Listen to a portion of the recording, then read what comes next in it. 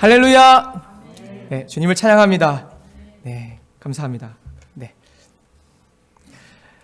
사랑하는 성도 여러분, 이 자리를 통해서 만나게 되어서 너무나 기쁩니다.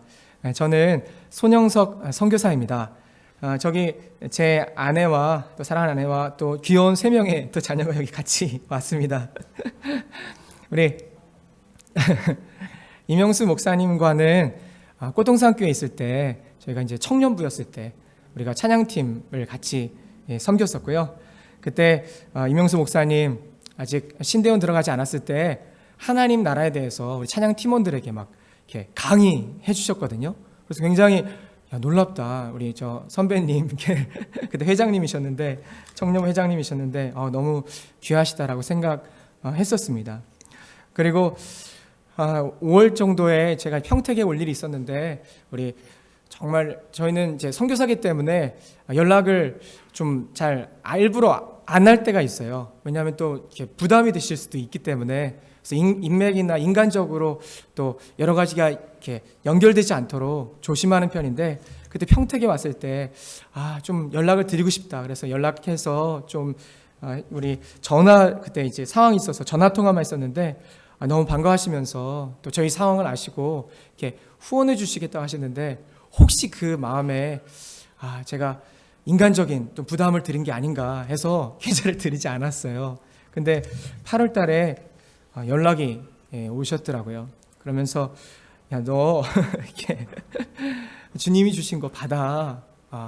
저희 상황 아시고 저희를 불쌍히 여겨주시고 저희를 이렇게 섬겨주시고 이 코로나 상황인데도 불구하고 협력 선교사로 저희를 이렇게 세워주신 귀한 목사님과 이 평택 꽃동산교회 너무 감사드리고요. 하나님께서 은혜로 채워주실 것을 믿습니다. 네, 저희는 저도 총신대학원을 졸업했는데요. 총신대학원을 졸업할 때쯤 하나님 저희 부부를 선교사로 이렇게 불러주셨어요. 그래서 중국으로 갔다가 나중에 한국에 돌아와서 부목사 사역을 하다가 다시 대만에서 선교를 하고 이제 선교단체에 들어가려고 OMF 선교단체에 들어가려고 이제 한국에 와서 잠깐 이제 2015년이었는데 훈련을 받고 있는 중이었어요. 잠깐 저희 상황에 대해서 설명을 좀 드리려고 이해를 도우려고 이제 그것을 얘기해 드리는데요. 2015년 대만에 돌아와서 저희는 OMF의 추천을 받아 여수에 있는 MTI라고 하는 이제 훈련원에서 이제 훈련을 받고 영어로 훈련을 받고 있는 중이었는데 그때 하나님께서 새벽마다 저희를 깨우셨어요. 강한 감동을 주시면서 익산에 가라는 마음을 좀 많이 주셨어요. 익산에 가라. 저희는 너무 이렇게 이해가 잘 되지 않더라고요. 우리가 왜 익산에 가야 되지? 익산은 제 처가댁이 있고 제 아내 모교회가 있는 곳인데 하나님은 계속 감동을 주시면서 그 모교회, 제 아내 모교회였던 중국인 예배부 사역부에 좀 매주 나가야 될 것에 대해서 강한 감동을 주셨어요. 그래서 왜 그러시지 하면서 계속 기도하는데 하나님께서 이해할 수는 없지만 그곳에 계속 가라고 하셔서 저희가 주님 알겠습니다. 저희가 주보만 나눠주더라도 뒤에서 주보만 나눠주더라도 제가 순종하겠습니다. 그래서 여수에서 익산까지 2시간 20분씩 이제 왔다 갔다 하는 이제 매주 왔다 갔다 하는 이제 상황이 되었는데요. 익산 그 교회에 중국 예배부에 이제 나가게 되면서 3주가 딱 되는 때에 거기 담당 장로님에게 전화가 왔어요. 목사님, 이번 주에 저희 담당 목사님이 병원에 입원하시게 됐는데 중국어로 좀 설교를 해주시죠. 이렇게 얘기하시는 거예요. 예, 알겠다고 제가 설교하겠다고 그래서 설교를 했어요. 그리고 나서 그 다음 주에 그 목사님이 돌아오시고 그 다음 주, 그러니까 저희가 2016년 2월 달에 갔는데 3월 달이 됐는데 그 또 전주에 연락이 왔어요. 목사님, 그 지금 담당하시는 목사님이 말기 암에 걸리셨답니다. 그래서 이제 병원에 입원하셔서 이제는 이 사역을 못 하시게 됐어요. 이제 그만두실 것 같으세요. 혹시 선교지 나가시기 전까지 이 중국인 예배부를 좀 임시로라도 맡아주지 않으시겠어요? 저희는 사실 그러려고 간 것이 아니었는데 주님께서 순종하라고 해서 여수에서 익산까지 이렇게 가서 매주 주보 정도 이렇게 주보 나눠드리면 하나님 시키신 일 하려고 갔는데 주님은 이미 예배해 놓으셨어요. 저희에게 중국인 예배부를 이렇게 맡겨주셨어요. 하나님께서 하나님의 교회를 저희에게 이렇게 맡겨주셨어요. 그래서 4년간 한국에서 중국인 사역을 했어요. 익산에서 중국인 사역을 하고 하나님께서 그 가운데 참 많은 일이 있었는데, 사역을 하면서 가장 기쁜 일이었던 것은, 여러분, 중국인들이 한국에 오면 뭐 하러 올까요? 이렇게 돈 벌러 이렇게 올 때가 많이 있어요. 우리 많은 분들이 이제 노동자들이 한국에 오시잖아요. 그분들이 또 어려운 일도 하고 또 돈도 벌어서, 이 돈을 벌어서 빨리 고국으로 돌아가서 가족들과 함께 지내는 게 그분들의 꿈이에요. 그런데 그분들이 예수님 믿고 주님께 돌아와서 믿음으로 사는 것을 보는 것이 너무나 큰 감격이었어요. 기쁨이었어요. 몇 주 전 한 형제가 이제 중국으로 돌아갔는데요. 그는 올해 42살이고 딸이 한 명 있고, 이름은 치지창인데, 그는 한국에 9년 정도 이렇게 불법으로 체류하면서 돈을 벌었어요. 한 5년 전 정도 저희 교회에서 야외 활동을 했었는데, 그 친구가 야외 활동 친구의 소개를 받고 이렇게 나왔어요. 그러면서 저희가 성경 공부를 이제 그 집에 찾아가서 이제 성경 공부를 저와 함께 시작한 것이죠. 그 친구가 예수님 만난 거예요. 성경 공부하면서 하나님의 말씀으로 그 친구의 마음을 만져주셨어요. 그 친구는 일주일 동안 도살장에서 우리 내장을 칼로 정리하면서 힘든 일을 했는데, 주말에는 일당 그 막노동을 하면서, 토요일 주일에는 막노동을 하면서 이렇게 일을 했어요. 돈을 빨리 벌려고 했던 것이죠. 힘들게 막 쉬지도 않고 막 이렇게 돈을 벌었는데, 저녁에는 도박을 하고 그런 형제였죠. 근데 돈을 전부로 놨던 그가 십자가 복음 만나고, 그리고 예수님을 만나자 인생이 변했어요. 그래서 일당 교회에 나오려고, 사랑하는 주님을 만나려고, 예배를 드리려고 주말에 일당으로 일하던 것을 그만두었어요. 이 주일만 안 오면 토요일날 일당을 할 수 있을 것 같은데 그렇지 않아요. 주인은 이틀을 원했던 것이죠. 그러니까 못하게 된 것이죠. 그러면 그 돈이 한 약 하루에 10만 원이라고 하면 8번 못하면 한 80만 원 정도 되는 거예요. 돈을 목적으로 했던 그가 예수님이 목적이 되고 이 복음의 영광을 알자 그것들을 내려놓고 이 주말에 예배의 자리로 기쁘게 나오는 것이었어요. 이렇게 십자가 부활의 복음은 능력이 있습니다. 사람을 변화시킵니다. 그가 이제 몇 주 전에 아까 불법 이제 중국으로 돌아갔다고 말씀드렸잖아요. 그러니까 불법 체류자고 한국어를 잘 못하기 때문에 제가 그 모든 절차를, 출입국 관리소라든가 이런 이 통역을 다 도와줬어요. 그래서 비행기 시간이 아침 8시였는데 그 전날 송도에 가서 이제 같이 숙소에서 머물러 잠을 잤는데, 전날에 너무 좋아서 9년 동안 집에 못 돌아갔잖아요. 와, 잠을 못 자는 거예요. 화장실에 갔다가 눈 뜨고 바스락바스락 하면서 저도 잠을 못 이루겠더라고요. 뜬 눈으로 뭐 이렇게 지샜는데, 근데 그럼에도 불구하고 아침에서 너무 감격에 벅차서 아침 일찍 일어나서 이제 준비하는 거 보면서, 야, 저렇게 좋을까? 맞지. 고향이 좋지. 가족이 있는 고향이 좋지. 근데 저에게도 그런 생각이 들었어요. 맞아, 본향이 있어. 내가 이 땅이 영원한 땅이 아니잖아. 이 세상이 언제든지 떠날 준비하고, 한국에서 그만큼 살아서 침대 매트리스도 있고 여러 가지 물건이 있지만 가져갈 수 있는 물건이 없어요. 우리도 이 땅에서 죽을 때 가져갈 수 있는 물건이 없잖아요. 오직 예수 그리스도 생명, 예수 그리스도 그 영광의 그 복음, 그 은혜 가운데서 우리는 영원한 본향에 가잖아요. 그것을 기다린 것이 얼마나 우리가 소망으로 가져야 되는지에 대해서 좀 저에게 깨달음을 주셨어요. 이제 그 형제는 돈이 목적이 아니라 이 복음, 예수님의 영광, 이 복음 전하겠다라고 이 고향으로 돌아갔고, 믿지 않는 아내와 딸에게 전해줄 생명의 복음을 들고 중국으로 돌아갔습니다. 더 이상의 세상에 성공이 부럽지 않은 가장 행복한 사람이 된, 예수 믿는, 구원받고 예수님과 동행하는 그 놀라운 영광으로 가장 행복한 사람이 되어서, 가장 성공한 사람이 되어서 돈을 벌려고 왔지만 하나님은 그에게 예수님 생명 주셔서 주님과 함께 중국으로 돌아갔습니다. 여러분, 하나님은 우리 인생의 목적을 바꿔주십니다. 우리 인생의 목적이 예수 그리스도입니다. 마른 뼈와 같았던 우리, 생명 없었던 우리, 죄와 타협하고 사단에게 복종했던, 아무런 희망이 없어, 소망이 없던 우리에게 주님은 예수님을 통해서 생명 주셨습니다. 우리에게 마른 뼈를 군대가 되게 하셔서, 마른 뼈였던 우리를 군대가 되게 하셔서 주님을 위해서 이 싸움에 참여하게 하시는 것이죠. 우리가 지금 어떤 상태이든지 어느 자리에 있든지 아무 상관이 없이 그리스도의 영광의 십자가 복음이 비춰질 때 우리의 영혼에는 반드시 회복이 일어납니다. 오늘 말씀을 듣는 모든 성도님들에게 주님이 그분의 은혜로 십자가의 영광으로 비춰주시고 회복시켜 주시기를 원합니다. 오늘 제목은 그의 날개 아래 보호를 받으러 나오라 있는데요. 먼저 배경을 보기 원합니다. 룻기 1장 1절에 보면 이때는 사사들이 치리하던 때라고 말씀하고 있습니다. 사사기 시대예요. 그래서 사사기 시대에 겹쳐 있는데 사사기의 배경은 어떤 것이었습니까? 왕이 없었더니 자기의 소견에 옳은 대로 행하였더라. 하나님이 왕이셨지만 하나님을 왕으로 모시지 않고 우상 숭배하고 타락해 갔던 그들에게 자기의 소견, 자기가 하고 싶은 대로 살았던 것이죠. 하나님 은혜를 잊고 타락하여 우상을 숭배하며 자기가 하고 싶은 대로 살던 바로 이때 영적으로 어둡고 답답하고 하나님을 대적하던 바로 이스라엘 백성, 바로 그 시기에 하나님은 이방인, 유대인이 아니라 하나님 말씀 알았던 자가 아니라 이방인이었던 룻을 준비시켜 주신 것이에요.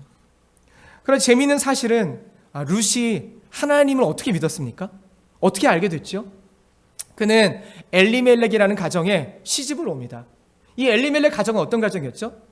유대에 흉년이 들었어요. 먹을 것이 없었어요. 그래서 어떻게 살아야 될지 전전긍긍할 때 그때 엘리멜렉이 그래 모압에는 풍년이 있어, 먹을 것이 있어 라는 얘기 듣고 하나님의 집, 하나님의 성막이 있었던 것을 버리고 이사를 갑니다. 성경 어디에도 하나님의 성막과 하나님 말씀 있는 것을 이사해서 이방 땅으로 가라라는 말이 없어요. 이들이 하나님에 대해서 지금 이 신앙에 문제가 생긴 것이죠.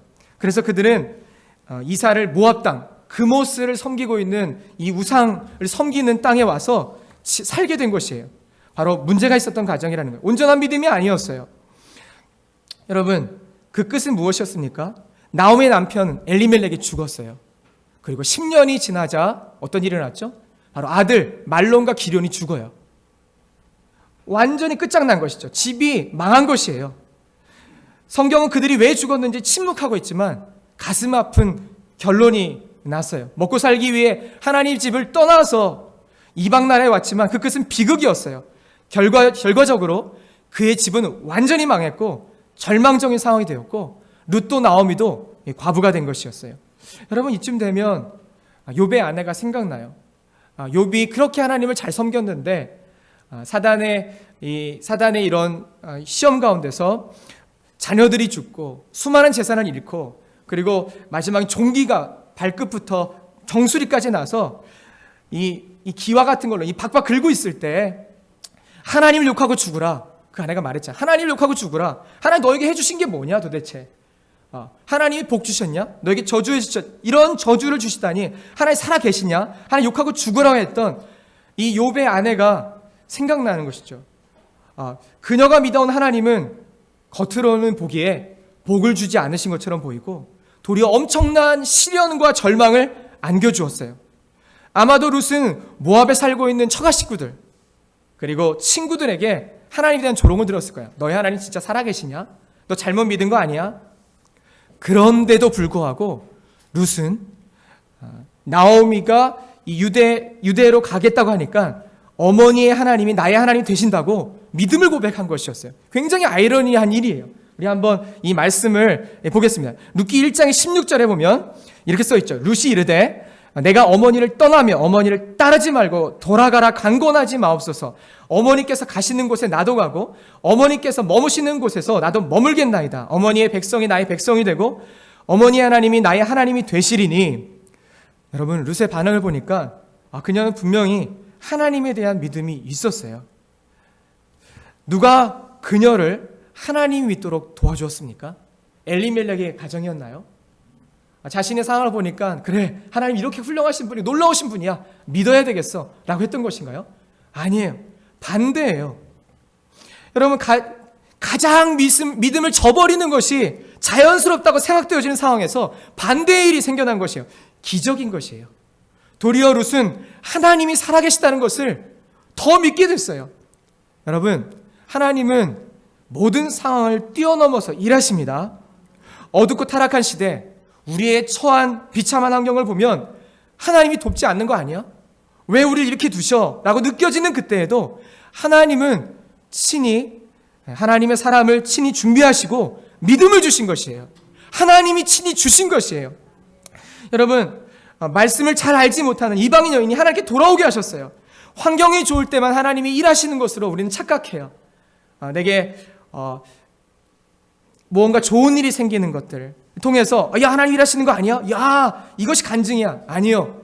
때론 우리가 부부의 문제가 생기고 자녀와의 갈등이 생기고 코로나로 인해 직장 생활이 힘들어지고 인간관계에 갈등이 일어날 때도 팬데믹 상황이 우리 힘들게 할 때도 주님은 여전히 사람을 준비시키시고 믿음을 부어주시는 것이에요. 룻을 보십시오. 시아버지가 죽었어요. 그의 남편이 죽었어요. 그의 제부가 죽었어요. 아니 그럼 집안 망한 거잖아요. 아니, 망한 거 아닙니까? 거지예요. 쫄딱 망했어요. 마른 하늘의 날벼락처럼 절망적인 상황에도 불구하고 그는 시어머니를 쫓아서 하나님을 따른 것이에요. 그것이 쉬운 일이었습니까? 여러분, 그 나오미를 따라가는 것이 어떤 일이 있죠? 먼저는 고국을 떠나야 돼요. 자기 집을 떠나야, 모압을 떠나야 돼요. 자기의 부모님을 떠나야 되고요. 고국을 떠나야 되고요. 그래서 알지 못하던 백성에게 가야 돼요. 이것은 쉬운 일이 아니었어요. 익숙하고 정들고 모든 것, 심지어 가족까지 떠나야 했던 룻에게 전부를 내려놓은 것이에요. 이것을 2장 12절에 보면 바로 보아스가 룻에게 얘기하고 있거든요. 이것이 무엇이죠? 아브라함과 같아요. 본토 친정 아비집을 떠나서 하나님이 지시하시던 알지 못하던 땅으로 갔던 아브라함과 같은 믿음인 것이죠. 아브라함이 대단해서 하나님 그렇게 하신 것이니까 하나님이 주신 믿음이에요. 룻에게 하나님께서 믿음 주신 것이에요. 그래서 하나님을 따르고 있는데 그것이 바로 어디냐면 2장에 보면 오늘 설교 제목과 같이 하나님의 날개 아래에 보호를 받기 위해서 간 것이에요. 하나님의 날개 아래. 지금 사실 반대의 상황이에요. 나오미를 따라가면 나오미는 과부잖아요. 과부는 그 당시 유대인 사회에서 남편과 일찍 사별하는 여자는 하나님으로부터 형벌을 받았다. 그릇된 인식과 편견 때문에 과부는 사회적, 경제적 활동을 하기가 쉽지가 않아요. 거진 것이 한마디로. 고아와 과부와 그리고 이 거짓. 그러니까 경제적 활동을 할 수가 없어요. 근데 시어머니를 또 공양해야 되잖아요. 도와줘야 되잖아요. 그럼 굉장히 힘든 일이 있어요. 그럼에도 불구하고 하나님께서 은혜로 하나님의 이 날개 아래로 이 보호를 받기 원했던 것이죠. 여러분, 룻이 하나님 날개 아래로 보호를 받기 위해 시어머니 나오미를 따라갈 때 그것은 자신의 죽음을 의미해요. 죽는 것이에요. 끝나는 것이에요. 자신의 옛 생활이 끝났죠. 자신의 옛 방식이 끝났죠. 옛 태도가 끝났어요. 이제는 옛날과 다른 삶이 펼쳐질 것이에요. 이것이 무엇입니까? 바로 십자가의 길, 자신의 죽음의 길을 가는 것이에요. 세상적으로 볼 때는 고통의 길이에요. 고생의 길이에요. 그런데 룻은 그의 책임이 막중함에도 불구하고 거절하지 않았어요. 바로 하나님 주신 믿음. 여러분, 룻이 대단한 믿음 가진 것입니까? 저는 그렇게 생각하지 않습니다. 왜죠? 룻에게 믿음을 주신 하나님이 놀라운 것이에요. 여러분, 룻이 위대한 게 아니에요. 룻의 이방 여인, 말씀도 잘 몰랐던 그에게 믿음을 주시고 이끌어 주시는 하나님이 정말 대단한 것이죠. 우리가 대단해서 예수님 믿은 것이 아닙니다, 여러분. 우리가 착하기 때문에, 더 잘났기 때문에 예수님 믿은 것이 아닙니다, 여러분. 우리가 야, 너 대단하다, 그러다 하나님 믿을 만하다, 그런 것이 아니에요. 우리는 하나님을 멀리하고 하나님을 대적하고 세상을 사랑하고 죄를 지었던, 그래서 하나님을 몰라서 하나님과 멀리했던 그런 자들을 하나님은 그분의 열심으로 우리를 포기하지 않으시고 예수님 믿도록 불러주셨어요.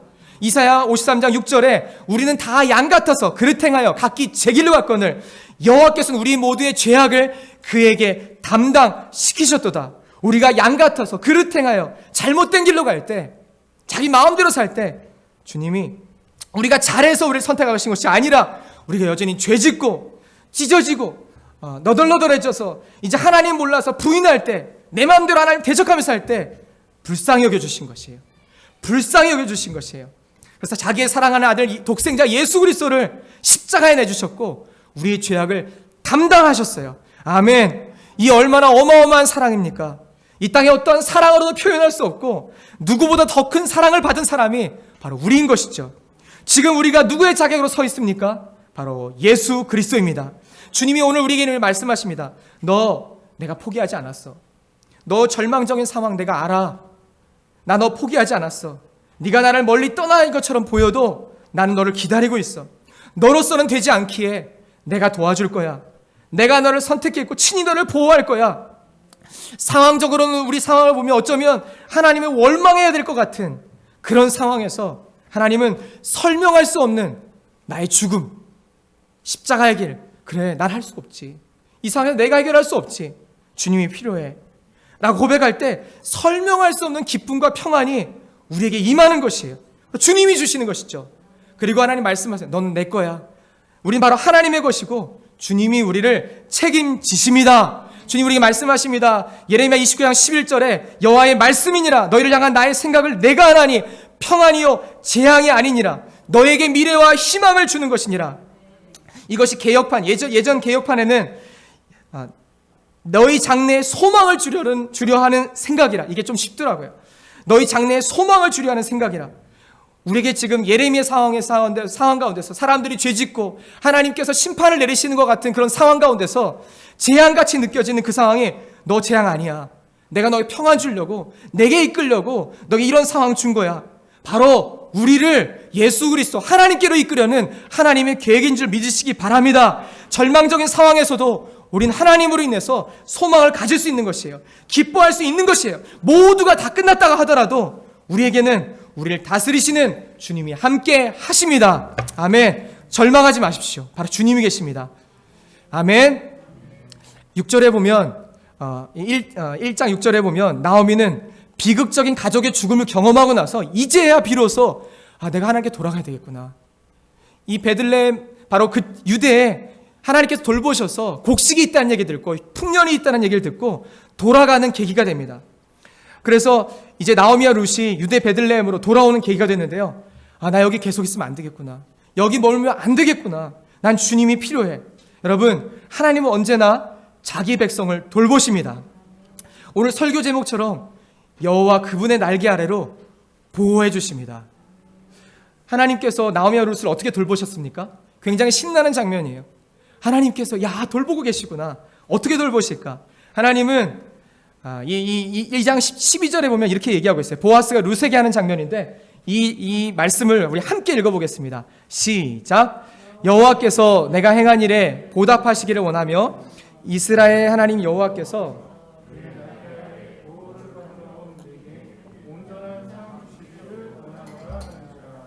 아멘. 와, 지금 보아스가 룻에게 말하는데 하나님 여호와께서 그의 날개 아래 보호를 받으러 온 내게, 그의 날개 아래 보호를 받으러 온 내게. 지금 상황은 그런 상황이 아닌 것 같아요. 완전 쫄딱 망하고 거지와 같아서 지금 과부가 할 일은 그때 보리 추수 때였거든요. 그래서 사람들이 이렇게 베일 때 이삭이 떨어지면 이삭을 줍는, 그래서 거지와 고바와 과부 같은 사람들에게 이 나라를 다 줍지 마라, 그들에게 남겨둬라 할 듯. 그래서 지금 그 나라를 줍고 있는 그런 상황에서 그의 날개 아래 보호를 받으러 온 너라고 얘기하고 있어요. 여러분, 날개를 히브리어로 보면 카나프거든요. 카나프. 출애굽기 신명기에서 이스라엘을 애굽에서 보호하시고 인도하셔서 구원을 베풀어 주실 때 하나님께서 사용하신 단어예요. 내가 애굽 사람에게 어떻게 행하였음과 내가 어떻게 독수리 날개로 너희를 업어 내게로 인도하였음을 너희가 보았느니라. 어떻게 독수리 날개로 너희를 업어, 가장 강대국이었던, 초강대국이었던 이 애굽, 병거가 600대로 이스라엘 백성을 몰았던 그들, 그래서 가장 강력한 무기를 가지고 있던 이스라엘, 애굽에서부터 이스라엘 구출하는 것은 그 당시에 불가능한 일이었어요. 근데 하나님께서 독수리 날개로 너희를 업어서 내게로 인도했다. 내가 보호했다. 독수리의 가장 큰 날개 중에 하나는 2m가 넘다고 하더라고요. 한 날개가 2m가. 어떤 다른 새도 공격을 할 수가 없어요. 내가 널 보호해주겠다. 그리고 신명기엔 이런 말씀이 있어요. 신명기도 출애굽기도 이 날개에 대해서 얘기하는데, 독수리 날개에서 얘기하는데, 그때 하나님 병행구절로 내가 너를 눈동자와 같이 지켜주겠다. 독수리 날개처럼 너를 품어주고 그리고 눈동자와 같이 너를 지켜주겠다라고 말하고 있어요. 여러분, 하나님 우리를 보호해주신데 눈동자처럼 보호해주시겠대요. 우리 옆사람 한번 바라볼까요? 옆사람? 눈 좀 바라보시겠어요? 손 하나 들고서는 그 속을 딱 찍을 수 있으시겠어요? 이게 찍으려고 하면은 눈 알을 찍으려면 어떻게 되죠? 눈꺼풀이 감겨요. 자동적으로 보호하는 것이죠. 자동적으로 보호하는 것이에요. 왜요? 이 눈이 중요하니까 하나님께서 그렇게 만드신 것이에요. 이 눈꺼풀이 감기게 만드신 거예요. 사람들이 눈을 이렇게 만질 수도 없죠. 우리가 손으로 해서. 근데 눈꺼풀도 방어를 하는 거죠. 여러분, 하나님께서 너는 나의 분깃이야. 신명기에 말씀하십니다. 너는 나의 기업이야. 내가 너의 기업이야. 너 나의 분깃이야. 하나님이 우리의 기업이 되어주시겠다고. 그래서 우리가 하나님의 것이라고 말씀하시는 거예요. 누가 너를 공격해? 내가 보호할 거야. 누가 감히? 내가 널 지켜줄 거야. 눈동자와 같이 널 지켜줄 거야. 내가 그렇게 널 사랑해. 너는 내 거니까. 이 하나님 마음이 담겨져 있는 것이에요. 여러분, 독수리 날개도 그런데, 그리고 하나님의 날개 아래 있는 사람은 어떨까요? 우리에게 가장 강력한, 보호하지 못할 것이 없는 것이에요. 하나님은 충분한 능력이 있으세요. 우린 때로는 우리가 자녀들을 도와주고 싶고 그리고 같이 있어주고 싶지만 이 세상 같이 있을 수도 없고 그럴 능력도 없어요. 근데 하나님은 완벽히 보호해주시는 것이죠. 그분의 날개 아래에 있는 우리에게는 평안이 있는 것이에요. 그런데 하나님의 날개가 우리 육신적인 필요만을 채워주는 것이 아니라 궁극적으로 우리의 영혼을 구원하시는데 예수님께로 이끄시는 것이에요. 이것이 굉장히 중요한데, 오늘 이 본문에서 룻과 나오미를 어떻게 그분의 날개 아래에서 보호해 주셨습니까? 1절에 재미있는 구절이 나오는데, 2장 1절에 보면은 바로 하나님께서 이 보아스에 대해서 소개시켜주고 있어요. 보아스. 아직 룻이 보아스를 몰랐을 때 보아스가 중요한 인물이었기 때문에 소개시켜주고 있어요. 보아스가 누구죠? 그 엄마가 바로 라합이었어요. 라합의 남편이 살몬이었었어요. 여호수아 정탐꾼 중 12명 정탐꾼 중에 한 명이었죠. 그들에게 하나님께서 이 보아스와 그리고 룻을 이렇게 만나게 하실 계획이 있으셨어요. 그의 다윗의 이들은 다윗의 증조부입니다. 외할아버지, 할아버지, 증조 할아버지, 증조 할머니예요. 그래서 이 다윗의 계보를 잇는 사람으로 룻과 이 보아스를 만나게 하실 계획이 하나님께 있으셨던 것이죠. 여러분, 이 보아스는 누구였죠? 유력한 자였고 친족이었고 20절에 보면은 기업을 물을 자격이 있는 자였어요. 여러분, 기업을 물을 자란 히브리어로 말하면 고엘을 얘기하고 있어요. 고엘 많이 들어보셨죠? 형제를 대신하여 보수할 자, 형제의 억울함을 회복할 자, 구속자를 의미합니다. 특히 무너진 친족의 대를 이어주거나 잃어버린 기업, 땅을 회복시켜주고 찾아줄 사람으로 묘사되는 것이에요. 바로 예수 그리스도를 얘기하는 것이죠. 예수 그리스도를 예표하는 것이죠. 성경은 나오미와 룻의 무너진 가정을 세울 자로 룻이 보아스를 만나야 할 것에 대해서 1절에 지금 얘기하고 있는 것이에요. 그래, 이 룻이 보아스를 만날 거야. 그들은 어떻게 만나게 됩니까? 그들은 반드시 만나야 되는데 어떻게 만납니까? 룻기 2장 3절을 한번 보겠습니다. 룻기 2장 3절에 이렇게 써 있어요. 룻이 가서 베는 자를 따라 밭에서 이삭을 줬는데 우연히라고 얘기하고 있어요. 우연히. 생각하지 못했는데 우연히 그 밭에, 보아스의 밭에 도착했어요. 그리고 와서 2장 4절에 뭐라고 얘기하겠죠? 마침 보아스가 그 밭에 왔어요. 베들레헴에서 와서 바로 이 룻이 지금 이삭을 주는 바로 그 밭에 온 것이에요. 하나님 만나게 하신 것이죠. 우연히, 마침. 지금 하나님이 일하시고 있는 것이에요. 우연히, 마침. 첫 만남이 이루어졌어요. 여러분, 룻이 보아스를 만나려고 계획했습니까? 우연히 만났습니다. 지금 전략 세운 것인가요? 룻이 우리 기업을 세우려면 어떻게 해야 되지? 어떤 전략을 세워야 되지? 어떤 계획을 세워야 되지? 자신의 계획이었습니까? 아니었어요. 하나님께서 계획한 것이었어요.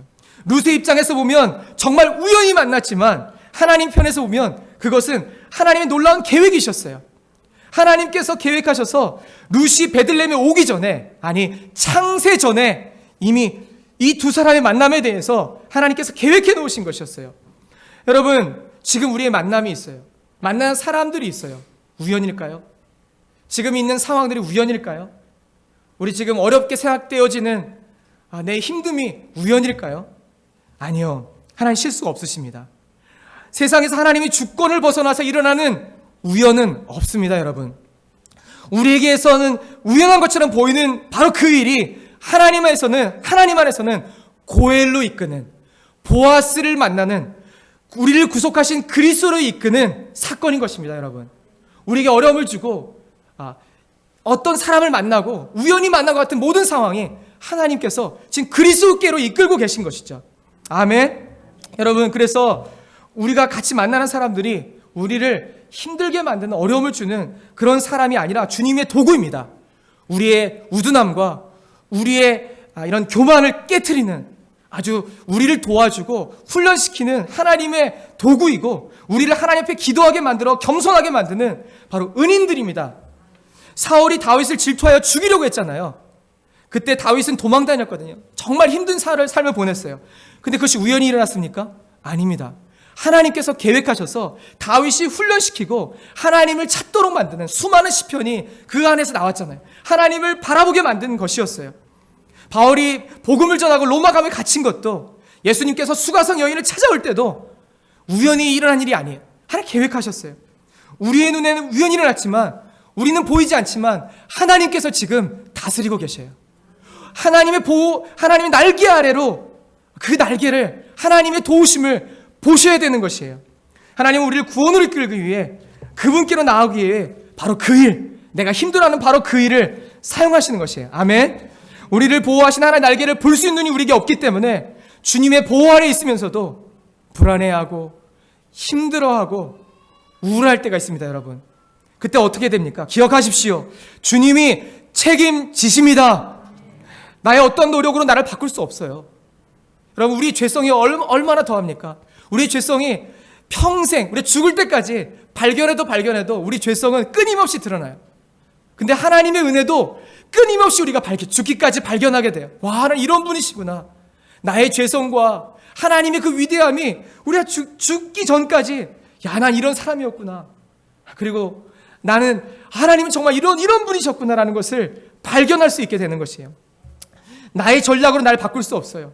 나의 상황을 바꾼다고 해서 정말 나의 이 본질이 바뀌어지는 것이 아니에요. 그런데 바로 나의 눈이 바뀔 때, 나의 죽음, 나 할 수 없구나. 내가 하는 일이 아니구나. 내게 일어나는 모든 일이 하나님이 계획하셨구나. 하나님 주권하에 일어나는구나. 모든 일을 허락하신 분이 주님이구나. 그때 그분으로 인해서만, 더욱 가까이 고엘로 나아가게 만드시는 하나님으로 인해서만 나의 우울함과 답답함과 어두움이 벗겨질 것입니다. 한 달 전에 포항에서 목회하고 계신 아는 목사님과 만난 적이 있는데요.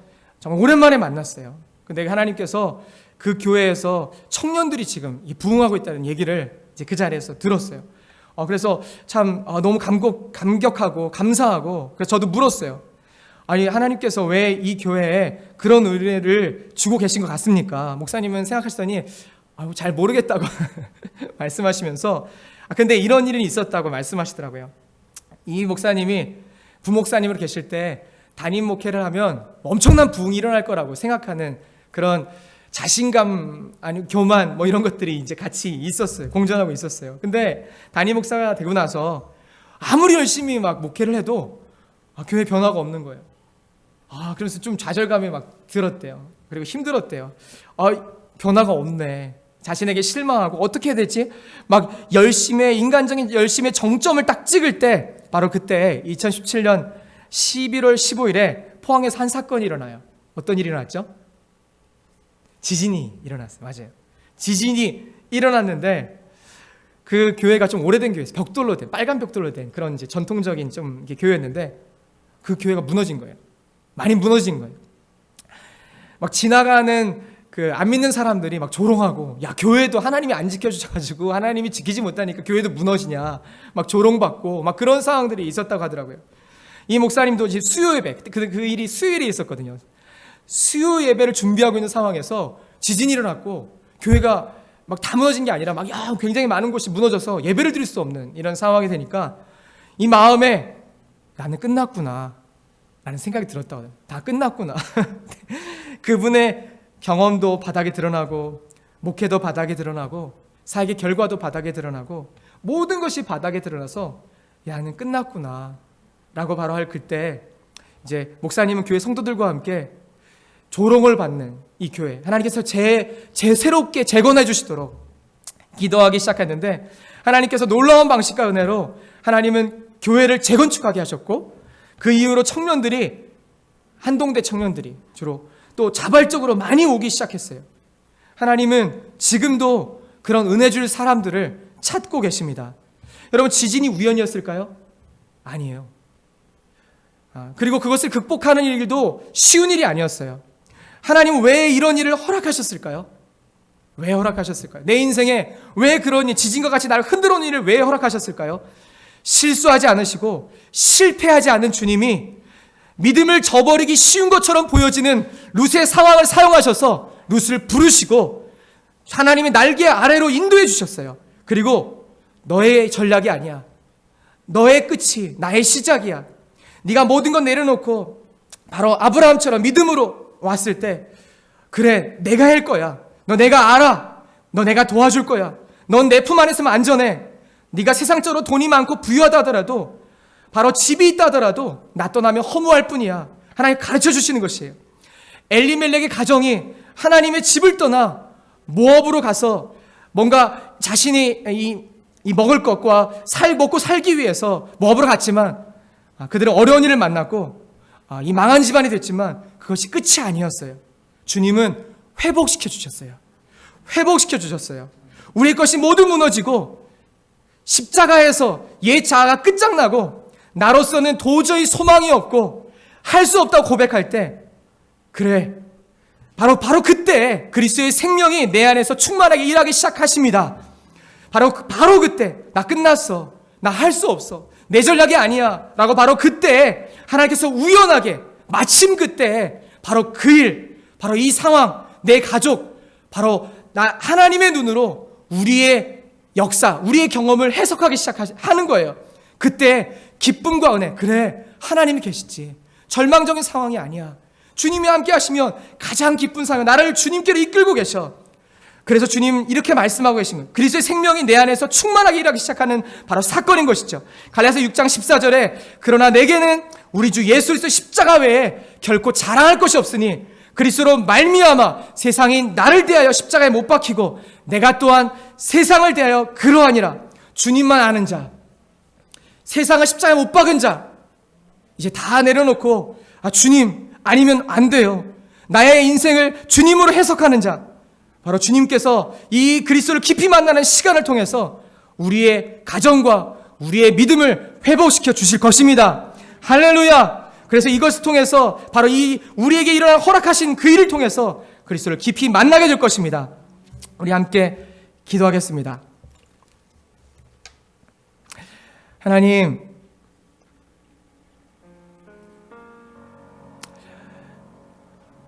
주님 없으면 아무것도 할 수 없는 우리, 그럼에도 불구하고 우리가 뭔가 할 것 같았던, 우리 인생을 바꿔볼 수 있다고 생각했던 내 능력 의지에서 이런 계획 세우면, 이렇게 하면 잘 나갈 수 있지, 그것이 끝은 허무함과 하나님을 떠나는 것, 하나님 멀리하는 결과란 사실을 우리가 알면서도 여전히 우리의 무너진 성벽에, 우리의 성전의 성벽은 무너져서 사단이 공격을 와도 얼마든지 내어줄 것 같은 그런 상황 가운데, 암담한 상황 가운데 있는 우리에게 내가 여전히 내가 널 도울 거야, 내가 할 거야, 너의 죽음이 너의 끝이 나의 시작이야 말씀하신 주님, 하나님, 우리에게 우연히 일어나는 것들, 마치 우연히 일어나서 나의 상황을 어렵게 만드는 그런 모든 일이 하나님께서 계획하셨고 하나님께서 우리의 재앙이 아니라 바로 고엘로 이끄시는, 우리의 우둔함과 교만함을 깨트리고 그리스도를 만나게 만드는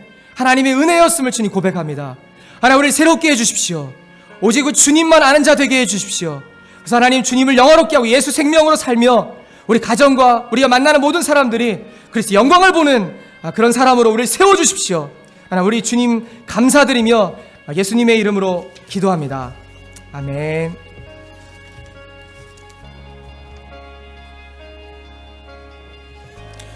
우리 시간 계속해서 함께 기도합시다. 나의 삶을 놓고 지금 내 처한 상황을 놓고 시간 우리 말씀을 붙잡고 기도합시다. 모든 상황 속에서 하나님을 찾는 자 되게 하옵소서. 내가 주의 날개 아래 그 품 안에 뛰어드는 자 되게 하여 주옵소서. 나를 눈동자같이 눈꺼풀 되어 나를 지키시는 그 하나님을 향하여 달려가는 우리가 되게 하여 주옵소서. 이 시간 함께 이처럼 우리 상황을 놓고 하나님 내가 갑니다, 나를 도와주옵소서. 함께 기도하겠습니다. 할렐루야. 하나님 아버지, 정말 참으로 주여, 이 시간 하나님 우리가 들은 말씀 가운데에서 하나님 그렇습니다. 하나님 이럴 때일수록 더욱더 우리 주를 향하여 달려가는 저희 되게 하여 주옵소서. 하나님 아버지, 문제 있어 주를 향하여 달려가게 하시며 아무 문제 없어도 주를 향하여